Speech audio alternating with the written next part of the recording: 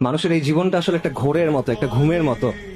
যখন সে মারা যাবে, যখন আখিরাতের জীবন শুরু হচ্ছে, তখন সে জেগে ওঠে। এটা ভাবে চিন্তা করেন, আমরা যখন স্বপ্ন দেখি, স্বপ্নের মধ্যে তো অনেক কিছু হয়।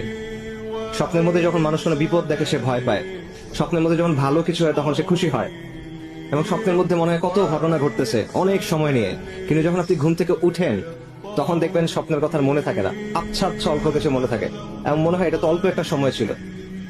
তো এই দুনিয়ার জীবনটা এরকম, আপনি ঘুমায় আছেন, মৃত্যুর পর আপনি উঠবেন। যেটাকে আজকে আমার কাছে সবচেয়ে গুরুত্বপূর্ণ মনে হচ্ছে, কবরের জীবনের সময় মনে হবে যেটা কিছু ছিল না। বিচারের দিবসে বিচার শুরু হওয়ার আগে আপনার কাছে মনে হবে এটা কিছু ছিল না। বিচার শুরু হয় নাই এখনো, জান্নাত জাহান্নামের জীবন এখনো শুরু হয় নাই। জাস্ট ইয়াউমুল কিয়ামাতে বিচার শুরু হওয়ার আগের যে সময়টা, ওই সময়টাতে আপনার কাছে মনে হবে যে দুনিয়ার জীবন এটাতে একটা মুহূর্ত ছিল শুধু। কিন্তু এখন আমরা সবকিছু ভুলে এই জিনিসটা নিয়ে